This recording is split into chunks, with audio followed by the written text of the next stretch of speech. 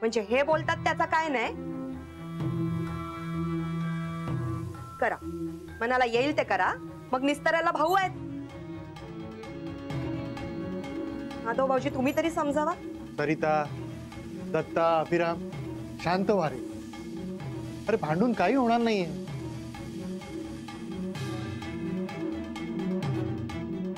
माधव, गप्प राहून पण काय होणार नाही. म्हणून तू दरवेळी त्यांचा पाणउतारा करशील का? मुलीची बाजू म्हणून गप्प राहायचं का त्यांनी? तू हस ना त्यांची बाजू घेऊ. आई बघितलंस, आम्ही ह्याचा विचार करायचो आणि ह्यो काय विचार केलास रे तू? तरी समजून घेतलंस का मला?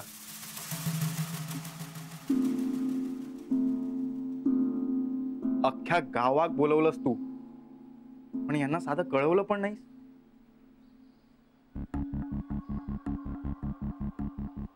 पण आता इले ना न बोलवता. हा त्यांचा मोठेपणा आहे. कसला मोठेपणा? कसला मोठेपणा? ते कार्य म्हणून इले नाही.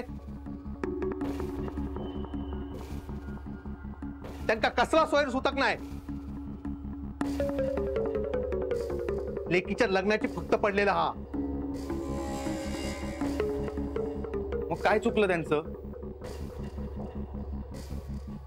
हे लग्न अण्णांनी ठरवलंय.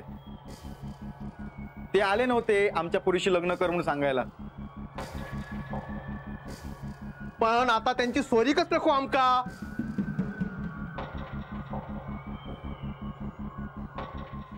झालं तेवढं नुकसान लय झालं. काय नुकसान केलंय त्यांनी? जे व्हायचं होतं ना ते झालं. आता देविकाकडे उगीच बोट नको दाखवूस. दाखवणार, दाखवणारच. ह्या घरात इला म्हणून अण्णा गेले.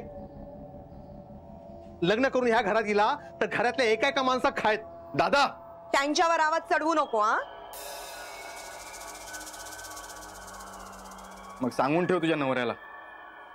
तुमचा भाव तो मरमर मेलो या घरासाठी. त्यांचं ऐकून घेऊकच वया. मी कुणाचंच ऐकून घेणार नाहीये. एक गोष्ट लक्षात ठेवा, लग्न करीन तर देविकाशीच करीन.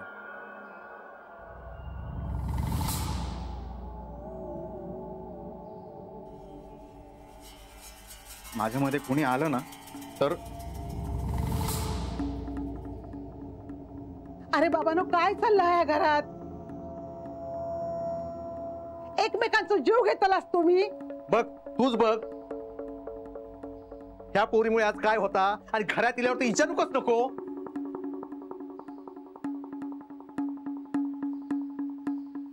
खबरदार माझ्या मुलीची नाव ठेवला तर. माझी मुलगी काय वारार पडक नाही सा. अजून त्याचे आऊस बापूस जिवंत असत. नाईक म्हणून मिळवतास ना तुम्ही मोठा घर आणि पोकळ व्हायचा.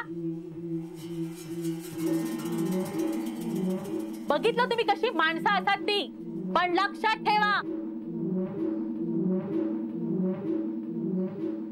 माझ्या पोरीचा जर वाईट झाला तर तुमच्या या वाड्यात कुणाचाही भला